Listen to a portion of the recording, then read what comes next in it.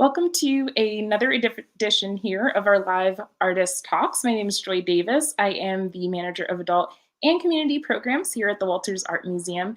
And today I have the esteemed pleasure to be interviewing Akea Brionne Brown, local artist, community organizer, community leader, and all around hard worker. So I'm excited to get into these questions, but I figured we'd start with our first slide to welcome us in. Wonderful. So this is an example, kind of summing up a little bit of this question here. So the archive seems to play a huge role in some of your work. Why is it important for you to use the archive in your work? And am I right in assuming that the archive plays a huge role in your work? Yeah, no, definitely. A lot of my work is centered around really examining the archive. And really, I guess thinking about the archive itself, I mean, my own definition from it is it's really sort of really all of our collective experiences. So music, movies, clothing, all of that I consider to be a part of the archive. So it's incredibly important to my practice. I'm also really interested in looking at the archive specifically when thinking about language and the archive, and this is a perfect example of how really thinking about language and dissecting the strategy within that is also just as important when looking at the archive. There's so much you can learn from the past and from history. And I think it's so important to, consistently remind ourselves of that and make sure we're engaging with it just as much as the present. So it's really important to my work. And I like the idea of engaging with history, no matter what that piece of history is, and the fact that there are just so many pieces of the archive or our own our shared histories or our personal histories to consistently unpack. That might be overwhelming for some, but I think that's like kind of delightful to be able to go back and kind of reflect and have that engaged component to your work, but just the act of looking at an archive. No, I agree. And as always, as we're getting a reminder from our tech crew, please, if you have any questions for Akea, please feel free to drop them in the comment section, whether you're on YouTube or on Facebook. So this is just another great image of the archive, using it in a different way, or using space and the archive in a different way.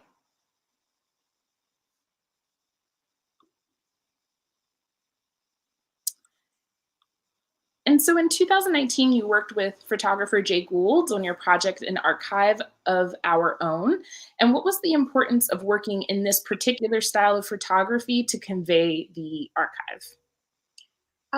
Yeah, so this is a Colombian wet plate, also known as tintypes. And it was something I was really excited to do. So Jay was my professor in college, and I was first introduced to this process when I was actually taking a studio lighting course with him, and he was sort of teaching himself this process really in the beginning stages of him sort of teaching himself this process, and he taught us in studio one day, and I was just incredibly fascinated by not only the crispness of photographing in this particular way, but also really the drastic difference in how skin tone is represented. So it was really important to me to sort of reclaim the history. Photography is really one that is enveloped in a history of accessibility, which I like Mm. to really bring that up consistently because not everyone had equal access to photography, to the chemistry, and as a result, a lot of the chemistry really still to this day hasn't really been developed or considered with darker skin tones in mind. So I was really interested as a photographer, as someone who really appreciates history, who appreciates the archive. I've also had to confront at the same time what it means to be occupying the body that I'm in and engaging with these archives and this the history of the medium that just didn't account for me or how to really accurately represent me or those that I'm interested in photographing. So when I worked with Jay, this was something that I was super excited to dive into, but also was a huge statement on really reclaiming the medium itself, and also just highlighting a lot of the inconsistencies within the actual science and the chemistry of the medium, and really confronting what it actually means to be able to not only access this medium and this particular way of um, creating images, but what it actually means to see the way that the skin is then sort of modified and manipulated through nothing more than a lack of really development in the chemistry. So it was really exciting to make this work.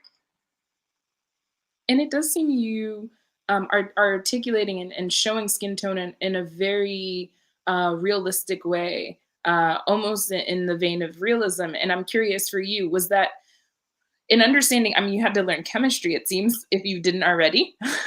But it seems like there were certain applications or new things that you had to learn to make sure that you were actually conveying skin tone the way that it is presented in contemporary or modern photography. Could you take us through maybe one challenge or one triumph in that process? Um, yeah, so the reason I collaborated with Jay in the first place was because it's also pretty dangerous to be working with these chemistries.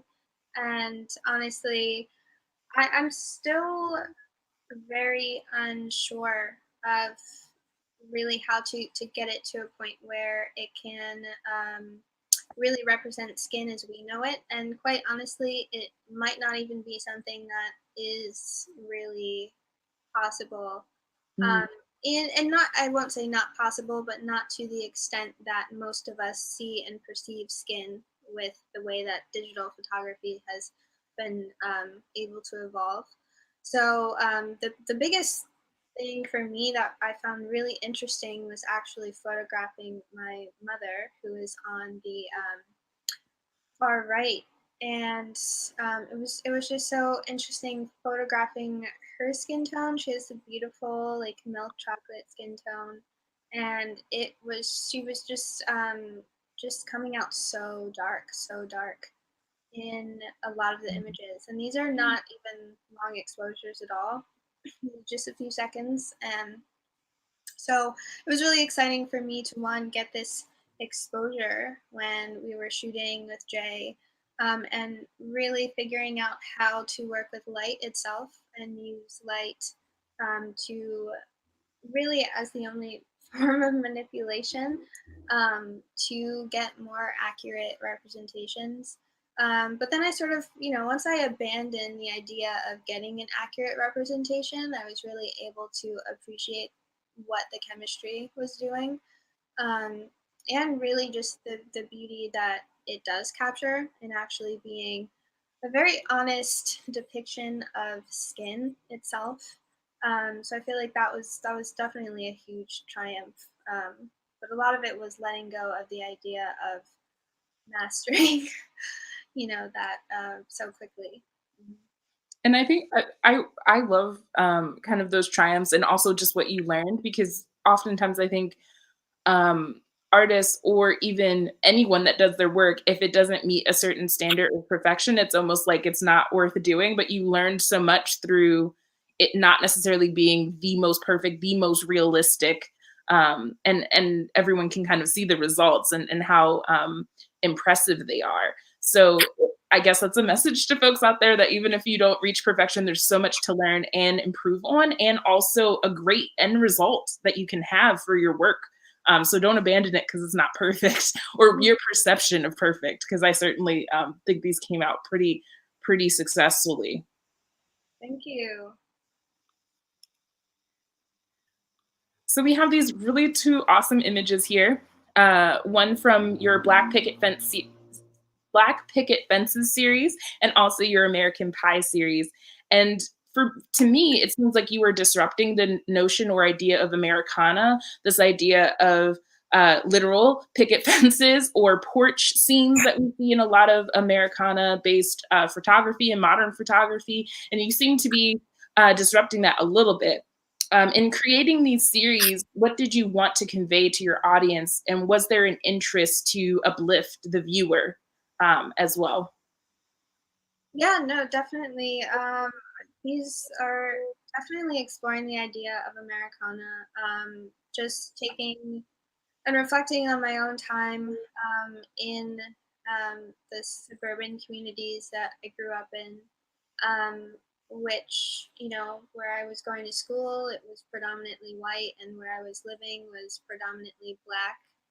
Um, and looking at really the idea of landscape and Americana, and really thinking about those things in relation to the formation of racial identity and really the performance of identity. I was really interested in looking at these landscapes and these just geographic spaces themselves, and really, really just focusing in on them. I feel like in a lot of representations of Blackness and American identity, you sort of miss a lot of the spaces that people are actually occupying. We see a lot of the people, but we don't often see a lot of these spaces. And we definitely don't see a lot of spaces in the South or even in the suburbs in a contemporary sense, where Black folks are living and existing. And very much working sort of in the juxtaposition to this idea of Americana, but very much still in that at the same time. So yeah, both of these works and series have really been exploring that. I think everything I do has an undertone of sort of questioning Americana, really questioning the African American sort of dichotomy. Um, so that was really interesting to me, especially with Black Picket Fences. It specifically references a text that was actually a book called Black Picket Fences, Mhm, um, and it really looks at Black suburban communities and being Black in predominantly white communities, mhm. and looking at homes and spaces.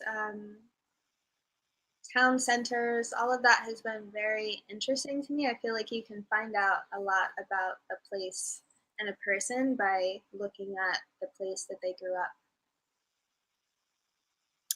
I think that's excellent, and I encourage folks to go to Akea's website and check out both of these series because there's examples to kind of broaden your perspective of both of these series and what they do, and maybe how they might be a reflection of your own experiences. So I encourage you to check it out. And just pivoting just a bit, maybe going backwards and forwards, as we've seen you, and folks that are familiar with your work have seen you use your person, your body, your physical body, as we see here in First Supper, in your work often. And I'm curious if this is a practical reason, a nuanced reason, or both. It's definitely both. And now, of course, with everything going on, the current landscape, it's of course practical, definitely easy. But I think a lot of it really began because of my social anxiety. I had really bad social anxiety. I wanted to create a lot of imagery, but didn't really want to have to involve other people in that process. I didn't really want to have to explain it. I didn't want to have to talk about it to other people. I didn't really want to hear other opinions, and I recognize that a lot of the things I wanted to talk about were very much related to my own personal experience. I had my own questions I was sort of working through with my own identity, the places I grew up, the communities I grew up in. And I realized, there's really no better person than myself. And it also just made making my work much easier. I could work at my pace. I always have access to myself, and it really allowed me to just explore a bit more in a way that um, allowed me to be very clear with myself before anyone else about why I was making the work. Um, and sometimes it's just harder to do that when you're working with other people. And um, Right. of course, I've photographed people as well, photographed people in their homes, and but honestly, a lot of the people that I do photograph, they're people I have relationships with, or people I have built relationships with before even bringing the camera around. Um, so it's not really often anyway that I've ever worked in a way where I just call someone up to take a picture, which is also a very valid way of working. But it's for the content that I'm dealing with. It's always been easier to use myself. And that's I think it's always an interesting because for you, it seems like like you said, it's both. It kind of morphed into a more nuanced approach and practical, but of course, in the spaces that we live in now, either for safety or just practicality, even of trying to move around, travel, location spotting, which I'm sure you did a lot of for both your series American Pie and Black Picket Fences, is not necessarily as approachable or possible in the same way. So it's just so interesting how that can change and evolve. Just that what seems like such a simple decision can change and evolve your practice. Oh yeah, definitely. So we have an image from First Supper here, but this is just another. Um, and I'm curious because you combine performance and food culture in this piece. And why was it important for you to document food culture here or just in general? Um, so this one in particular, I was really tackling really my own discomfort with eating certain foods publicly. This is at a time Mm, where I was really working through my own identity, working through really what it meant for me to exist as um, a young Black woman that had predominantly been socialized in predominantly white spaces. And I really began to unpack the layers of internalization that I had, especially with eating certain foods. I became very aware of the stereotypes within food itself, especially with being Black and being around people that really didn't eat the same type of food that I ate, didn't crave the same type of food. And so it became really interesting for me to sort of dissect it, but do it in a way where it was very much a performance and very much a reclamation of that discomfort for me. And really taking that as an act to also bring really a larger focus to the conversation of food itself. I think on a larger scale, we sort of don't talk about food as much in this country as I think other cultures do. But I think when you understand, in particular, soul food and a lot of Southern cuisine, my family's from the South. It's so important to not just me and my family, but also the foundation of this country. mhm. Really, Black women who did nothing but cook, and that was their job, that was their function. And a lot of American food is really rooted in Black women and slavery, and really the scraps that were given to slaves. And once I really began to understand that, I began to be much prouder of Mm, that food, and really wanted to reclaim like my own shame around publicly like engaging in eating this food, which I think is different for everyone. But for me, it was a very big deal because I wasn't around many Black folks who were bringing fried chicken or anything like that to to school. So um, yeah, it definitely touches on a lot of things, but a lot of it is me unpacking like the layers of that for myself. There's a lot of deep messages in food, though. Uh, Mhm. don't sell yourself short there. There's a lot always embedded in food, especially Black food culture, but any culture really.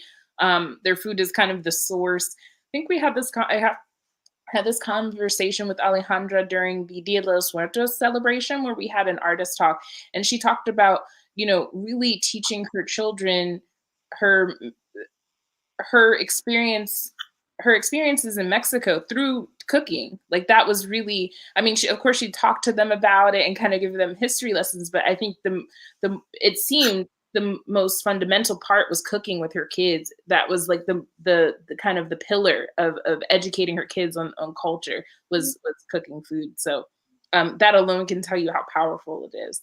Yeah, definitely. And just for us to tie it to the collection just a bit, we have in our collection, but also across museums worldwide, but especially at the Walters, we have a few, still lifes of food. Um, Food still lifes are sometimes very common.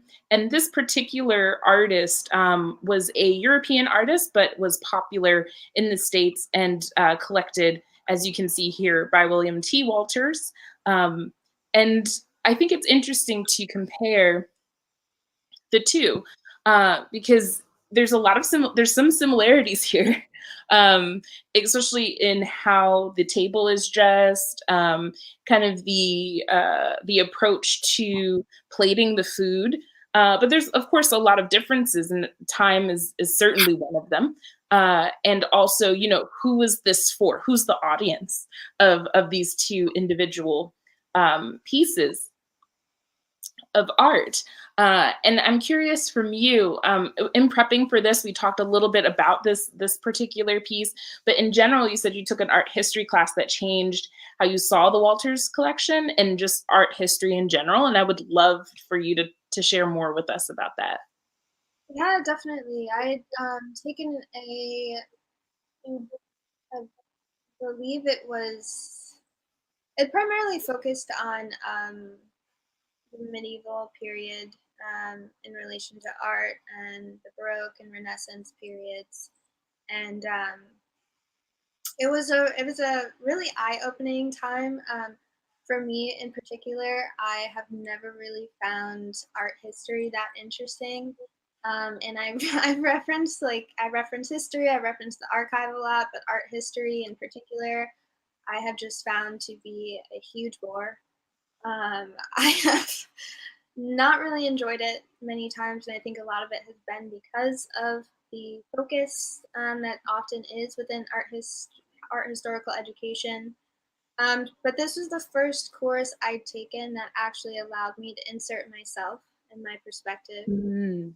and really understand also the time period that a lot of these works were made. And also, really, when you can go and you go to the Walters and you can see some pieces that are very similar, the way that even body language and gesture is represented, it's different depending on if it was a woman who painted it or if it was a man who painted it. And actually, understanding those nuances really helped me to not only insert myself, but to also understand the perspective um, of representation and how much one's own identity and that your own experiences really does inform the way that you really just communicate a message. And I think the biggest aha moment I had was I think it was some historical depiction. I cannot remember which one in particular, but it was a painting of a woman and two men were sort of enveloping her from behind. And I remember seeing the painting, and there were two different depictions of this scene. One was painted by a man, and the woman, she was a lot more promiscuous, a lot more risque, seemed like she was really asking for this sort of attention. And then really looking at the depiction, which was painted by a woman who had also been, she had personally been assaulted. And you can see even in the way that she depicts the face and the body language, the tone is not one of asking for attention at all.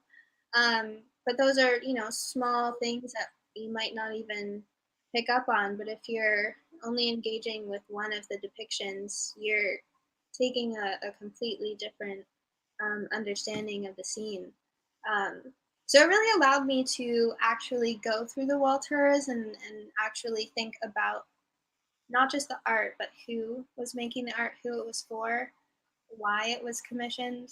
Um, so it was a great time for me. It actually allowed me to engage in a lot more of an exciting way. And I And I think, think, oh, oh, I think I that's think that one of the challenges in art history. Getting a little bit of feedback. Okay. Yeah, I think that's one of the challenges with art history is that it is, I think, can radically change your perspective, but also it what do I want to say? It can radically change your perspective, but also you have to and sit in certain rooms to absorb that information, right? You have to take the class. And one thing that I love at the Walters is that we, not at this time, but usually offer tours. We have a lot of online resources for folks to engage with. So you don't necessarily have to go to the art history class. Of course, I'm sure the professor added a lot more context than you would on your own. But yeah, that's the tricky thing about art history and both the most powerful thing and also the sometimes restrictive component of it. So it's good to hear that it had that impact, not only at the Walters, but just like that kind of education had an impact to kind of help you rethink about art, like art history in general, which is just great to hear. Okay, so I wanted to talk a little bit about how you interpret space and place in your work because you do it in a myriad of ways. We've seen a little bit of that already in this slideshow. And can you speak a little bit to A Brown Millennial, which is one of your newer works, in which you interpret space and place, and it's a part of the exhibition itself. Yeah, so with this series in particular, um, I really began with these fabrics. I found the fabrics before I decided to take the pictures. So I was very, very intrigued in the fabrics. It was from a vintage American textile collection that sort of embodied Americana in a fabric series. And I was very, very interested in it. I have a personal interest in vintage clothing in particular. And I've always been very interested in um, really thinking about domesticity in relation to clothing and fabric itself. And so when I decided to photograph myself in front of the fabrics, I was really happy with the images, but I didn't really want to just stick pictures on the wall. I think and we had talked about this a little bit before, but I am very, very interested in trying to figure out how to make photography something that's more engaging for those who aren't photographers. I know that if I'm going to a show with my friends who are photographers, we are engaging with the work very deeply. But if I'm going with a friend who's a painter, I know their level of jumping into it is not the same as mine. And if you're not even a creator at all, I know sometimes it can be hard to really jump in and actually, I guess, allow yourself to engage with an image, especially because of how easily we sort of digest a lot of images now. Um, so it was really important to me to use the fabrics themselves. And I displayed the fabrics that I photographed myself in. I covered myself in the fabrics. photographed myself in front of the fabric, and then I took that same fabric and made these panels, which I displayed the images on. So it was an entire process from start to finish of using these fabrics. And when I displayed it, of course, you can see they're from the ceiling to the floor. So Mhm. you really do become enveloped in the fabrics when you go into the space. And it was just, it's something I'm always playing around with is how to make um, really the display of photography something that I am personally with. I'm not, I'll be honest, I'm actually not that interested in most photography shows because I find that the installations just aren't as interesting to me. So I'm always trying to find ways to make them more captivating for me, and really hoping it can engage other people in a way. And this was, I got great feedback on that installation, so I think experimenting pays off sometimes. Absolutely. And again, it's almost immersive photography, even though it's not us physically being immersed in the photograph itself, but we are a little. It's almost creating, kind of bringing out the installation of the scene of the photograph to begin with. I'm going to switch gears again just a little bit. You have two very successful platforms, so we have to talk about them. I wanted to talk about your art practice first, and maybe you consider this a part of your art practice, so apologies if you do. But you have two really successful platforms called Shade Collective and Diary of an Angry Black Woman, and I'm very curious about their origin. I'm going to show some images as we go through here about these two platforms. Yeah, so yeah, these are some images from Diary of Angry Black Woman. So that is a large platform on Instagram that I inherited over the summer with my friend Kira. So we had a friend who ran a very, very large meme page on Instagram. And of course, memes are huge, so it was a large community. But in the midst of all the protesting, she was really looking at herself and the platform and just wondering really what she could do with it. She wasn't really interested in making memes anymore, and she really felt like she wanted to give the platform over to us and really allow us to do what we wanted with it. So we sort of played on Diary of a Mad Black Woman, which is a film.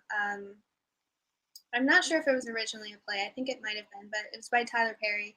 And so we switched it over to Diary of Angry Black Woman. And our focus and emphasis really became sharing information. And for me, really sharing history and research and really helping people in a quick and condensed way understand um, larger societal and systemic themes, in particular with race and identity in America, and how it manifests in a contemporary way. I think sometimes we have these questions, and there's these larger conversations about the state of being Black in America, the state of being first generation, all these things, but we don't actually focus on the systems and legalities put in place by our own governments, local, federal, state, and the very real ways it's still impacting us. So that was really our focus, and really to bring awareness to Baltimore in particular. Um, and then we have Shades Collective, which I started with Jenny Ferretti, who also runs We Here. And Shades Collective, we focus on BIPOC, Black and Indigenous people of color, specifically in the arts and humanities, who are in, as we call, professional or personal pursuits of creativity. So we really take it as a space to really give a platform to allow people to be asked questions about their work. Often as Black and Brown folks in not just the art world, but specifically the art world and the academic world, you can often get really lost. Your creativity and really your value as an artist can get just sort of muddled down in all of the extra labor that you have to really do to make sure everyone else is really given visibility. So the whole purpose of it is to really allow people that space to ask them questions, talk about their work, give them time to actually be interviewed, which, unfortunately, there's not many opportunities for a lot of people if you don't have the right connections or, a certain editor or Yeah. curator doesn't find your work interesting, you might never have anyone talk about your work. So we're really focused on just highlighting that for people and allowing these platforms to serve as a space for that. And yes, Diary is something we are going to be launching soon as a website in a podcast series. So we're going to be shifting over from Instagram. We're not going to have it as focused on Instagram, but we are sort of going to be doing what Shades is doing, but expanding it beyond the arts and humanities and really focusing on Black farmers, Black chefs, people who are making clothes, people who are advocating for trans rights, those who are advocating for visibility in the skating communities, like all sorts of areas where Black folks are very much real and alive, but aren't really given any sort of acknowledgement. So both of those are really it's a lot of work, but they're both passion projects for me, so I really enjoy them. And you do seem to expand beyond that to doing community events, especially since the pandemic hit. So I just want folks to know to follow these pages, not just because that's the main focus, but there's a lot going on, a lot of really great work and engaging work. Even at a time like this, where it may seem impossible, there are people there. So if you want to connect with Akea and her partners and the community partners that you've made as well, please check out those spaces, as well as Akea Brown, right? I got that website right, akeabrown.com, for all of this information and more, and to stay updated to follow her work, because I know our Walters audience actually likes to follow the work, follow your career as it moves forward. So we have a lot of questions from the audience. I promise, audience, I saw them and we're going to read them now as we were talking through. If you have any more questions for Akea, please feel free to put them in the comments, and we will get started. So this is Keisha or Kesha Brown. They ask, I should say, how do you decide on a project subject and the research process to go through to develop that project? You've touched on it a little bit, but maybe how do you start? Maybe is a good way to start that question. Yeah. So that's my mom. So hello. um, but yeah, how do I decide on a project So yeah, when deciding on a project subject, um, honestly, I feel like I just have a repository of themes, and it just is like, do I have the energy to dive into this? I will say that the research definitely takes center stage. I do months and months of research before I really involve the camera. So I really think the camera is sort of just like the final, that's like my dissertation of the end of like each research cycle that I go through. But in terms of deciding on the subjects, I mean, a lot of my work circulates around three main things, which is location and race and identity, and how all of those intersect. Um, and within that, I mean, I can, there's an endless amount of subjects you can dive into. Thinking about domestic spaces, thinking about clothing, thinking about really the dismantling of the Black family. I mean, it's endless, really. So whatever I feel like I can talk about for a good 2 years and not be, too burnt out, um, I'll do that. That's actually kind of some advice hidden in there about people that do research-based work, because you do have to actually love the subject, even if it's not a particularly a positive subject. You do have to love it enough to dig in that much. It's definitely something I think that scholars know, but maybe artists that do research-based work or want to get into that sort of work need to Mm. know. Because you're going to be with it. You're going to be married to it. Maybe and then if you abandon it, it's even more, I think, can be heartbreaking. So it's to understand that that's okay, that that's part of the process. Yeah, I approach everything with I remember when I was beginning my thesis project, my senior thesis, it was sort of framed to me like if you don't feel like you can talk and write about this for the next year, then that's not the project. So really anything that I approach, it's like if I a minimum a year, if I can't really see myself wanting to continue to talk about this and reiterate it over and over and over, then it's not the time. Great, great advice. Candace Phelps asks, which piece of work has your most beautiful mistake? How did it happen? um You could also say, I don't make mistakes. It's fine. um I yeah, I don't know. I don't necessarily consider anything to be mistakes. I just consider them to be learning experiences. If it will take me 5 or 6 times to do something, then that's 5 or 6 ways that I know not to do it, essentially. Um, so yeah, I don't think I consider I don't think I've necessarily felt like I've had mistakes. I've had projects that I've not been as proud of. I like have that have not satisfied my own personal standards of execution and delivery. But quite honestly, I'll say that most of the mistakes, just referencing this question in particular, it would really be the documentation of some of my work. I can get lazy with the documentation of the work, but that's a you know that's a pretty I won't say a minimal thing because it's actually becoming more and more important now that, everything is switching over to online. But Yeah, yeah, I would say definitely the documentation. awesome. Julie Nelson asks, being new to photography, how did you end up finding or honing in on your style? Um, so I've been shooting for about 10 years. I began my freshman year of high school. Um, Yeah, I was gonna say, I don't know if you're actually that new. Yeah, I mean, I'm not necessarily new, but I mean, I'm new to people. I'm new to I might be new to you, so new to Julie.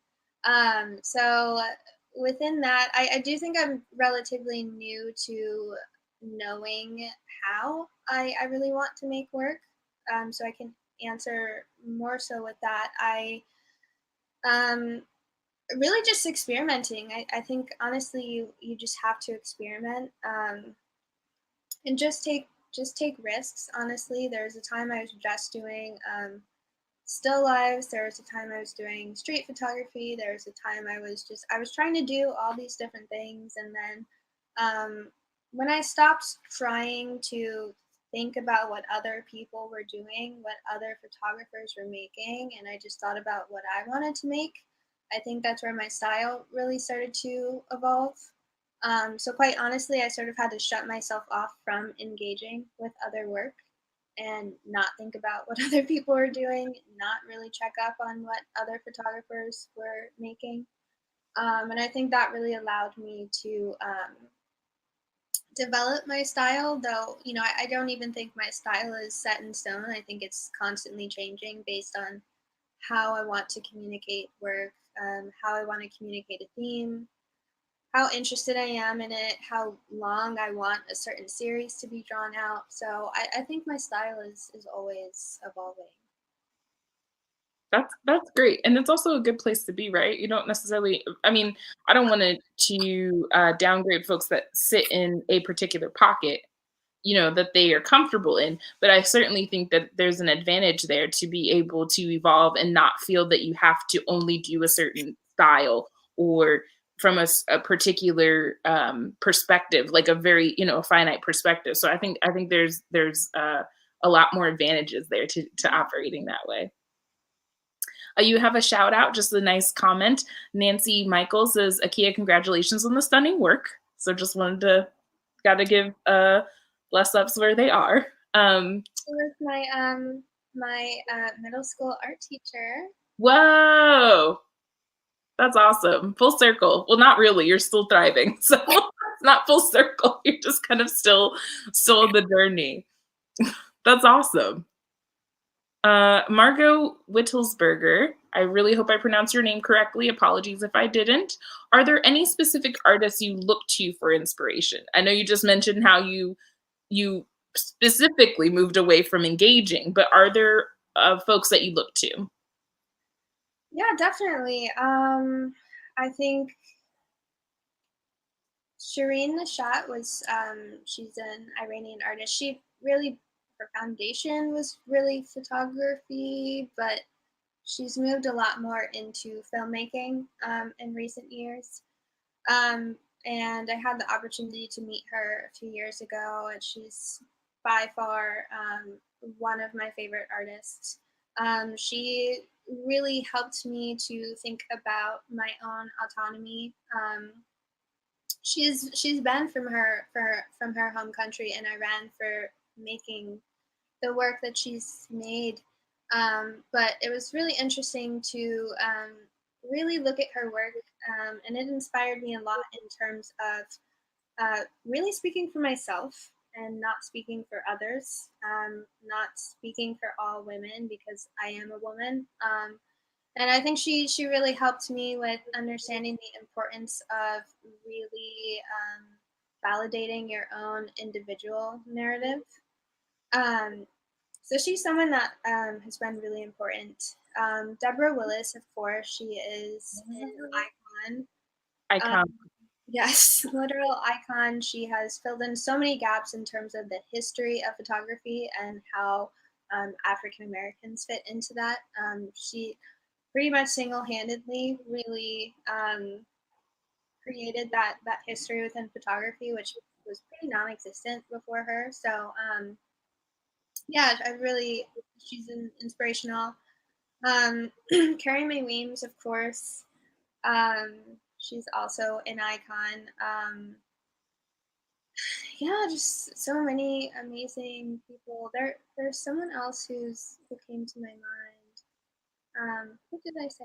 Oh, and also Cindy Sherman was one of the first artists I was introduced to, and her work has been very interesting to me in terms of really challenging performance in photography. I think as a white woman, she's been able to navigate that space much easier. A lot of my self-portraiture work, I really did look a lot at her work, sort of revisited that as one of the first artists I was ever really introduced to within photography. Um, but really looking at how she created a lot of these scenes herself, she photographed herself, she took on different personas. And it gave me a lot more confidence with my self-portraiture. And then finally, someone I've been very interested in yes, Gregory Crewdson. I almost forgot his name. But Gregory Crewdson,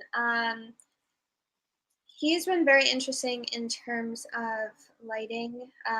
Black Picket Fences was my first digital series that I did.